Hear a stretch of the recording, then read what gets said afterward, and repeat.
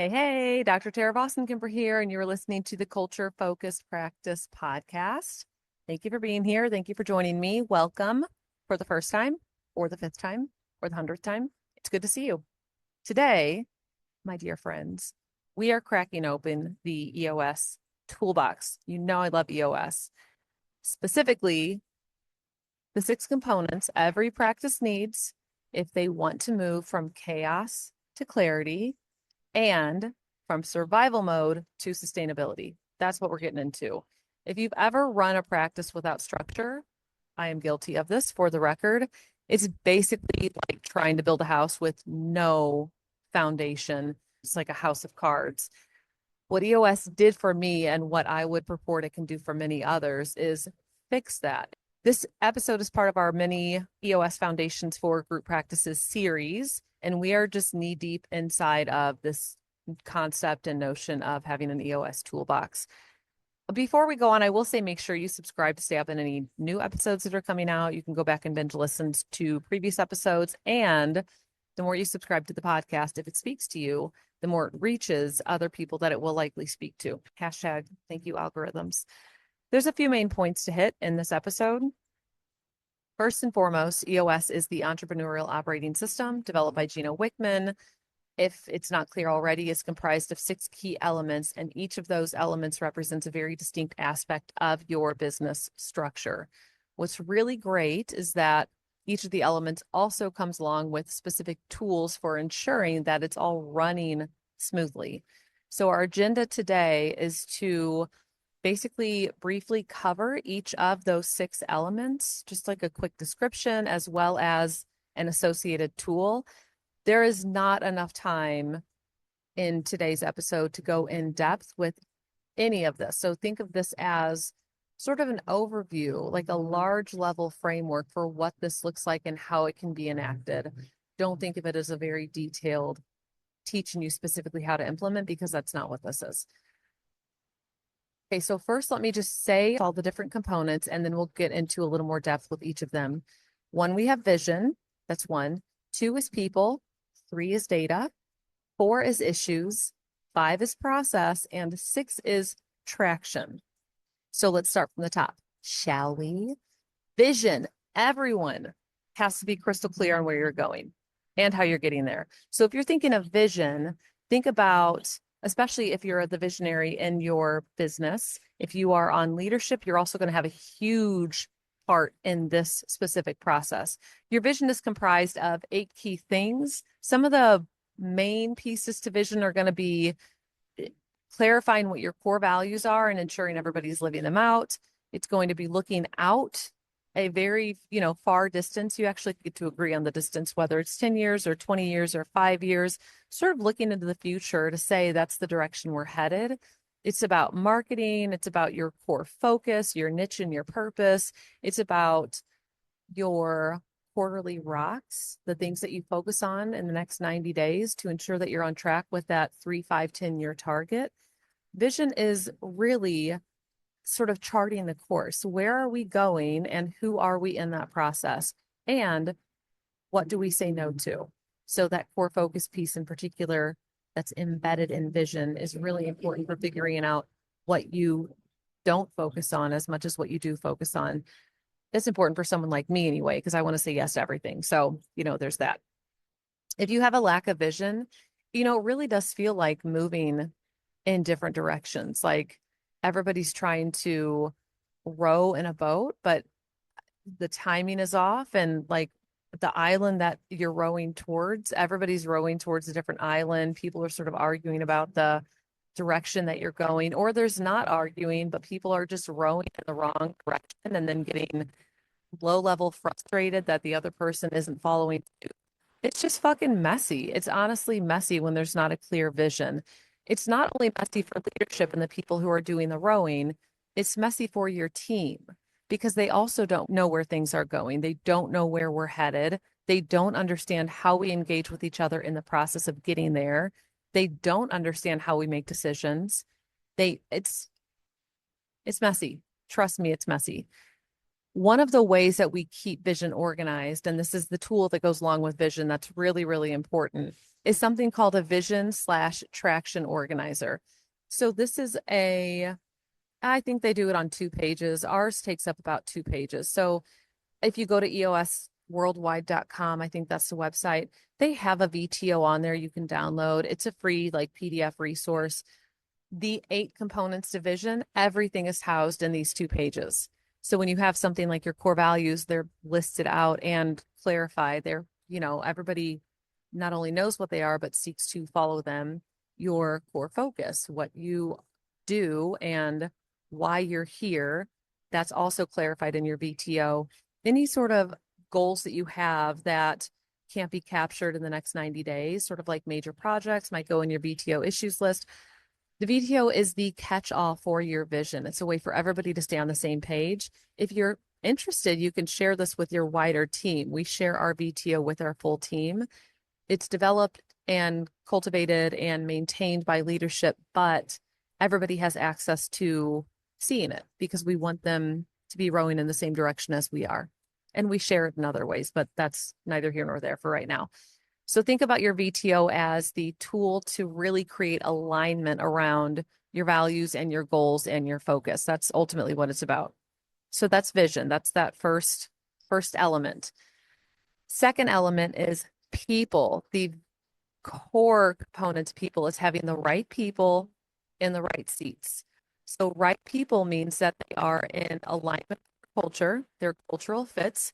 It also means that they call it GWC for short, but that they get it, they want it, they have the capacity to do it. It meaning the job. And so if you have the right people, you also have to ensure you have the right seats. There's 2 components to right seat. One is from an accountability chart perspective, which is kind of like an org chart, but not quite the same thing. And so the accountability chart would say these are the roles and these are the main responsibilities, very broad level for each role. So right seat means, one, that we have literally the right seat crafted on our accountability chart. The second component to right seat is that the person is in the right seat for them. And that kind of ties in with GWC. Do they get it? Meaning that role, that seat. Do they get it? Do they understand? Do they want it? And are they capable of doing what's expected within that role? So right people, culture fit, right seat. Are they in the right seat at the practice? And is this the right seat for your business structure? It's really not uncommon that chaos masquerades as underperformance or misalignment. And so when you can get clear on your accountability chart, the roles and responsibilities, as well as your core values, think vision, remember that's up in vision, but we assess it via people in our people component. If you can get clear on those core values, you're getting at that cultural fit. So when you are clear on the role and the right people for the role, the underperformance, it's gone either by way of people shape up or they decide to leave. They don't want accountability. They don't want to live out what's expected. And so the way of assessing people is via a tool called the People Analyzer. And this honestly just assesses values based on your baseline. Like if you say 4 of 5 values have to be met at this percentage, that's the baseline. And so the People Analyzer assesses people on core values in accordance with your baseline and GWC. Do they get it, want it, capacity to do it? So that's the people component. If we keep going to data, this is the third element of EOS. Data is all about numbers. I know so many, oh my God. So I think you know by this point that my origin into group practice ownership is through mental health. There are way more therapists than not that do not like numbers. They don't like them. They don't want anything to do with them. They feel like they're cold and purely quantitative and have no story. Look, I get it, but the reality is you're not going to have any fucking clue what's going on in your business unless you look at numbers. There is for sure significance in the qualitative experience of a relationship, of a business. It matters how you feel about things, and your sense for what's happening is important. It needs to be backed up by data. So it's not that the data needs to be cold. It's that the data and the qualitative experience need to be merged.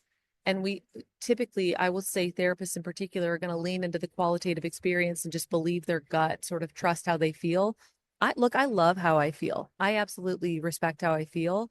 And I know that I don't want to just trust this without having something objective to either support or refute how I am feeling. It's an important aspect. So the data component is all about objective numbers, not really feelings. You're going to have feelings, period. The data just, again, either supports this or helps to disprove something. When we don't have data, what ends up happening is that we make these, not always, but I mean, I would say that we're probably more likely to make fear-based decisions or like purely emotional-based, impulsive in my case, decisions.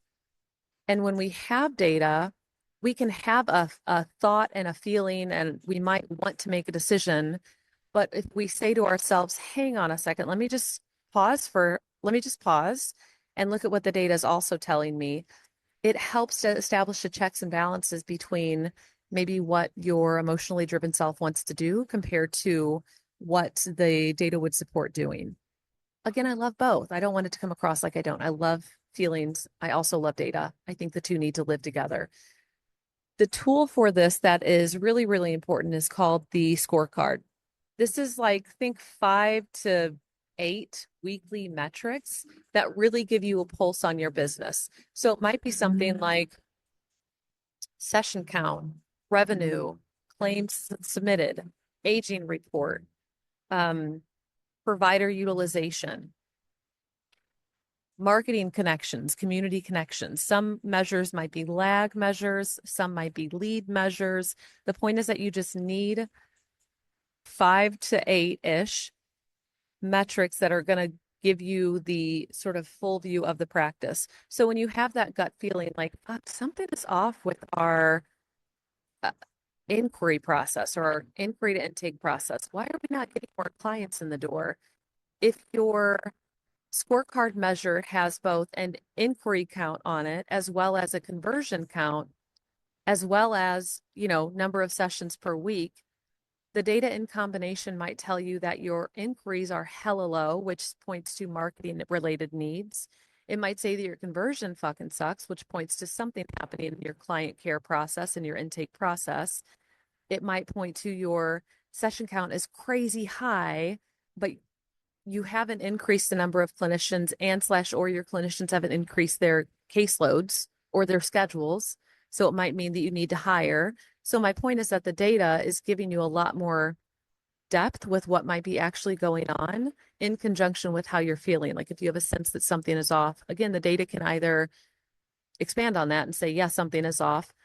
And it also can give you more depth of understanding with what exactly is off and thus what is needed to fix the problem. So I love data. Again, the tool for data is going to be that scorecard. Okay, let's do the next component. This is element number 4 in the EOS framework, and this is the issues element. I fucking love the issues section. I love it so much. Oh my God, I love it so much. I was doing consulting with somebody. It was in my EOS mastermind, actually. Somebody brought up something about when they were doing issues, a lot of the issues were reactionary, and they wanted to know if it would ever become more proactive. My short answer is yes, it absolutely will.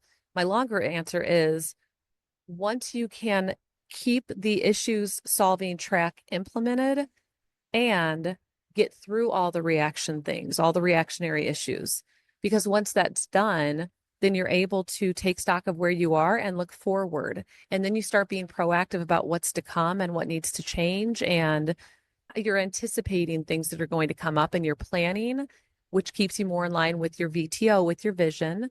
It's more forward thinking. It's more strategic. The issues solving track is the only way to get to that point, though. From my perspective, I think one of the only ways. I'm sure there are more, but this is like one of the fastest, most efficient ways to get to a proactive place in your business is when you can effectively work through issues, which might mean, again, working through a lot of we're reacting initially because of the issues that are coming up. So for issues, this is really about strengthening your ability to solve problems instead of avoiding them or band-aiding them. And I would say, ultimately, you are being proactive with your problem solving and not reactive. When we have something like an issues list within our issue solving track, it sort of forces us to pay attention to all of these various components in our practice. The scorecard does that. But even when you notice something on the scorecard, the rule of thumb is that you drop that topic down to your issues list, and that's where you work through it. So when you're running EOS at your business and you're implementing the weekly rhythm of meetings, the weekly cadence, the 90-minute L10 meetings, what you're also doing is ensuring that 60 minutes of those 90 are spent solving issues. And so the issues component in this entire process is fucking huge. It's a big deal. It should be treated as a big deal. And it is a game changer, ultimately. The tool preview for the issues element, I've said a couple of things. I've said issue solving track. I've said issues element. Just think issues collectively. A couple of tools. One is your issues list. This lives in your L10 meeting. So it's where all of your, honestly, problems as you see them. It's even where ideas go, where you need to like flesh out concepts. It's where if you're struggling with completing a quarterly rock, it's where that rock would go, like Tara struggling to complete rock. It's where something's off, but you don't know what. So you might just say, spidey senses are tingling about this topic. And then the point, when you get those things listed on your issues list, like I said, you have 60 minutes in that L10 meeting to focus on issues. You pick the top 3 most pressing issues, and you and your leadership team IDS that issue. You do them in order. IDS is identify, discuss, solve. You identify what the root cause of the issue is. What's the actual issue? So if I say something like conversion is down, that's the issue we've listed. When we get to IDS, what might actually be happening is that we don't have any clinician availability. So conversion being down is a symptom, but it's not a client care issue. It's not an issue with my intake coordinator. It's an issue with hiring and that we need more people. And so through identifying what the actual problem is, then we discuss all angles of that problem. Okay, what's our hiring look like? What are the things that we might need to do to solve this problem forever? Let's discuss. And then solve. So IDS, the solve piece is how do we get rid of this problem forever? It might be very broad. We need a hiring pipeline or a hiring funnel in place. It might be we need to move fast on these candidates that we have. We've been sitting on them for 3 months. God forbid. I hope you've not been sitting on candidates for 3 months. It might be any number of things. I don't actually know. My point is that when you can identify an issue and then you can IDS, the identify, discuss, and solve, you're seeking to tackle problems very, very fast and in such a way that you are getting rid of those problems forever. This is why I talked about initially it might feel reactionary, where it's very reactive, that you're responding to fires over and over and over. Ultimately, it shifts to proactive, where now my issues list is going to be way more peppered with forward thinking. I have this idea. How do we get it going? Hey, I'm anticipating this is going to be a problem in the next quarter based on this other stuff. What do we need to do about it right now? So that shift from reactive to proactive is going to take place in the issues element of EOS. Okay, agenda item number 5, element number 5 is process. This is probably my least favorite section in the book Traction. They also have another book written. It wasn't Gino Wickman who wrote this other book. Somebody else wrote a book called Process with an exclamation mark, and it's in the Traction library. And the point of it is to help you really crystallize the documentation and simplification of core processes at your practice. So when there's not a process, everybody just makes shit up as they go. By process, I don't mean standard operating procedures. This sort of documentation of processes follows the 20/80 rule, that you're documenting 20% of a process, and that 20% captures 80% of the process in action. So we're not getting into the very specific nitty-gritty of this is how you do this exact step.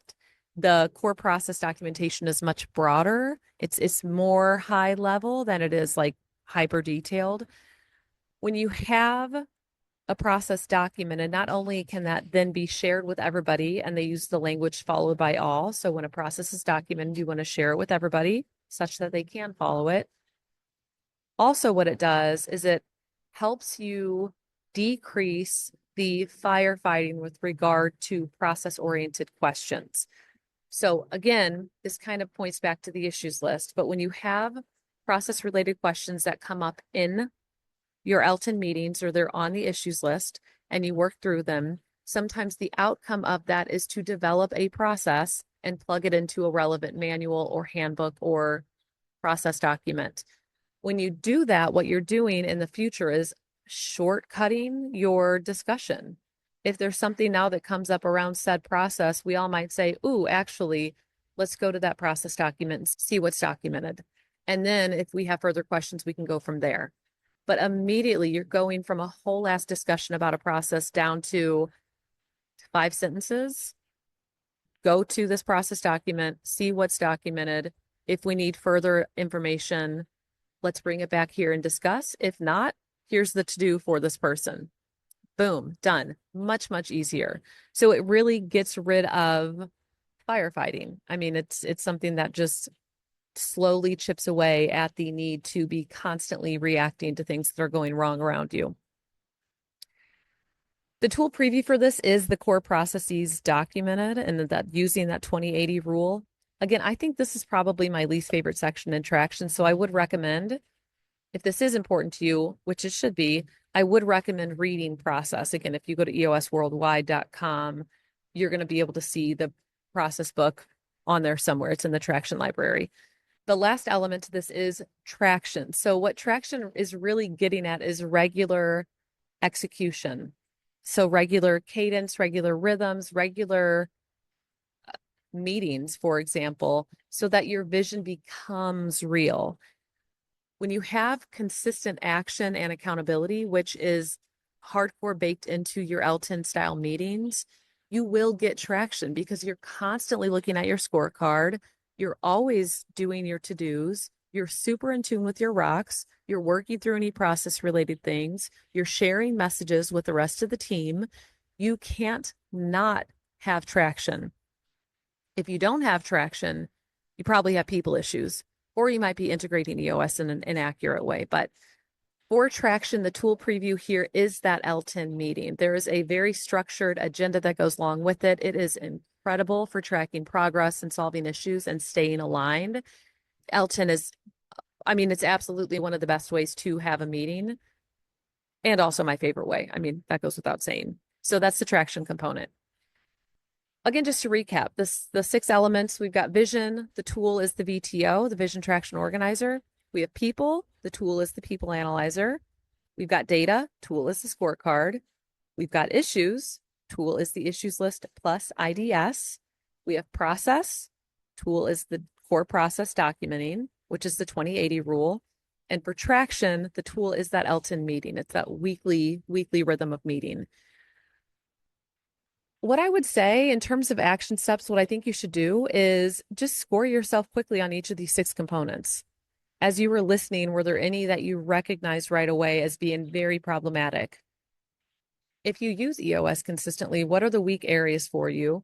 If you don't use it, you're probably doing some things that you could point to and say, oh, I think that's in alignment with EOS. So my thought is still, if you're thinking about each of these components, even if you're not using EOS consistently, which elements of business are dragging you down? Because again, this is an overall framework. It's a structure for running a business. You don't have to be using it to still have these elements at your practice. If you are realizing that these components are a little bit, wobbly, problematic, weak in your practice, then this is what my EOS Mastermind is for. So the doors close for this EOS Mastermind on June 2nd. They're not even open yet. join the wait list, and then stay up on the deets and dates for when they open. And obviously, when it closes, you'll have insight into that as well. You can go to www.taravossenkimber.com and click on EOS Mastermind to get on the list. And that's all I got. It was great seeing you here. I hope this was helpful. I will see you next time. Thanks for making this awesome. Bye.